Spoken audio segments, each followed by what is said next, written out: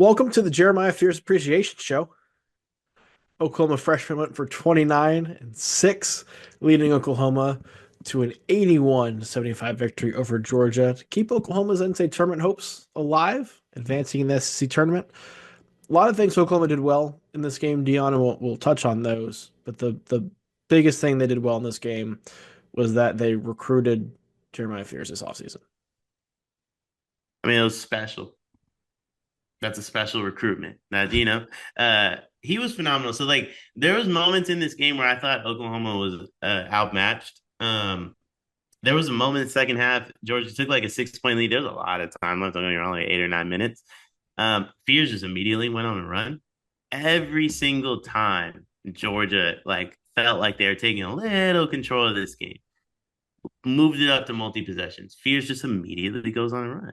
Yeah. It was very NBA-esque. The way he got to the basket was so smooth and Yeah. under control. Oh my God. It was beautiful to watch. I mean, I had just finished watching Shai Gilgeous-Alexander like dice up the Boston Celtics. And I was like, there's no way I'm gonna be more impressed by somebody tonight than what I just watched happen. And then immediately Jeremiah Fears was like, hold my beer. Like I Well, got this. it's the same style, right? Right. Fears is not Shea good, but it's the same style. And I have to give Oklahoma credit because when we talked in the preview with Georgia, we said Ace and Newell's gonna have a really good game. If they're gonna win, Silas DeMurray and Blue Kane in particular have to play well. And those two combined for 41 points. And they still lost.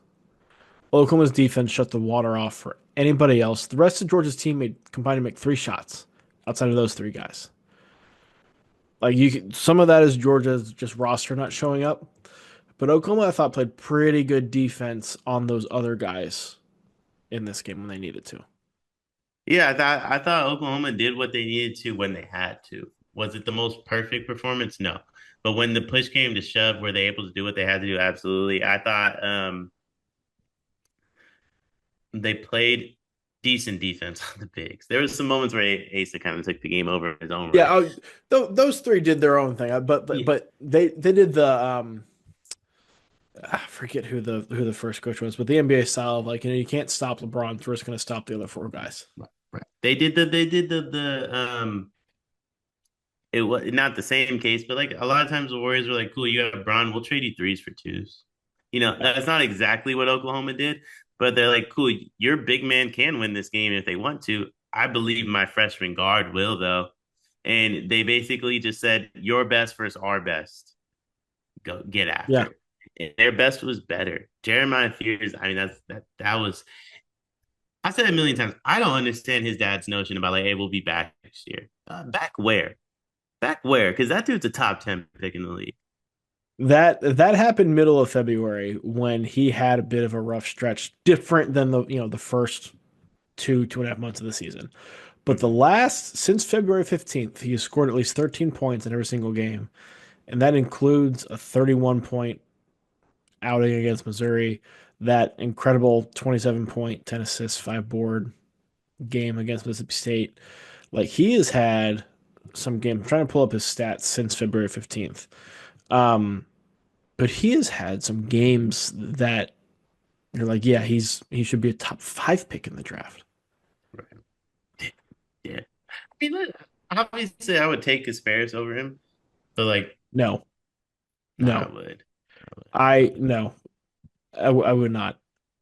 I No, just trust from Fears. I trust Fears much more. I do too. I think Spears is more skilled. The size aspect of Kasparis, it's hard for me to like shy away from that And though. Fears is 6'3". He's fine. 6'3", 6'4". Yeah, 6'4", 6'3", a big difference. 6'4", 6'3". That's a big difference. That's a big, and Kasparis is 6'6" or like 6'7" maybe. Either way, like I would personally take Kasparis over. Oh, Mikal Bridges just hit a game winning three on the plays. That was cool. I would personally take I'll personally take Kasparis over Fears, but not because of game, because of just because of his size. I think Fears has as much game as anybody in this draft class, as anybody in this draft class. Even Coop. Like Fears has as much game top to bottom as anybody. I've never understood the idea of him coming back I don't think he will. This performance cements it for me. Um, I said it in the preview, man. Um, I'm going to continue to say it. You can't convince me to take some of these at large bids from these lower level conferences to pass up the opportunity to watch Jeremiah Fears play more basketball. I want to watch Jeremiah Fears and Trey Johnson play as much basketball as possible. And I proved that point to me and then some.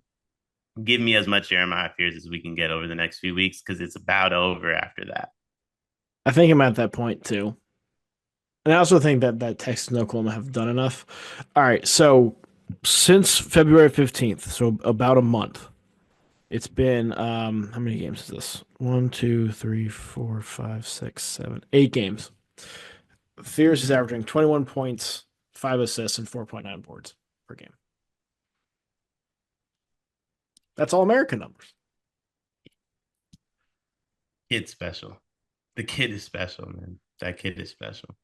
What we are going to do right after this, we'll behind the scenes recording the Oklahoma Kentucky preview right after this. It'll be on the channel around the same time this is uploaded. So make sure you go check that out. We're going to touch on this a little bit more in depth in that episode, but just kind of off the rip, how far can Fears take Oklahoma? In this tournament or Let's say both. in this tournament, I like their draw. I really like their draw in this tournament. So I think in this one, I think they could keep going a little bit. In March Madness, I would have to see where they get. If they were to, um, if they were to hypothetically, I mean, I don't want to get ahead of ourselves because, like you said, we're gonna do a preview for it. But like, let's say they got past Kentucky, which I don't think is that crazy.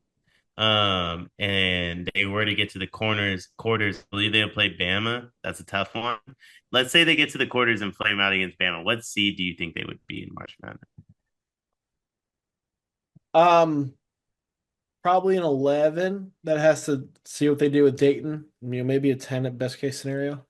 Yeah, I think in that case, I do think they probably lose first or second round of the tourney. Yeah. I don't think that's necessarily like a shot at Fears or Oklahoma. I just think that there is that's just asking a lot. It's also asking a lot out of a guy that's like gonna get a little fatigued, and also gonna start to look ahead. You're about to get a lot of attention that in Norman, Oklahoma, you might not have been receiving for the most part. But like, I mean, I'm not saying Jeremiah Fears hasn't been on the big stage, but 100%. Welcome to We, the big dance we now. need Oklahoma to get to a spot where they get up to a 10 and are put in the same pod as 2 seed Michigan State. Uh, Look, the Fierce family, I think both brothers are really good. Jeremy's gonna have a phenomenal college career. Yeah, I'm taking Jeremiah. be fun. I think he has a chance to do some special things this week and this month. We'll see. Kentucky is going to be a big part of that and how he performs in that game. It's going to set the tone. Again, preview for that up on the channel. So make sure you check that out.